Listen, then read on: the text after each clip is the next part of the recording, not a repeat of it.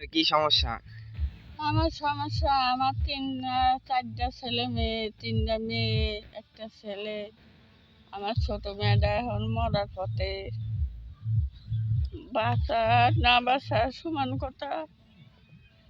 দর্শকের কাছে আল্লাহর দোয়া চাই, আমার মেয়েটা যেন আল্লাহ সুস্থ করে দেয়। এটা নাতিন এতিম হয়ে যাইব। আমি মা, এত অভাগিনী মা। আমার মতো দুঃখী বাংলাদেশে নাই। স্বামী হারা, সন্তানের শরীর ভালো না, মেয়েটা বিছনার লাগে।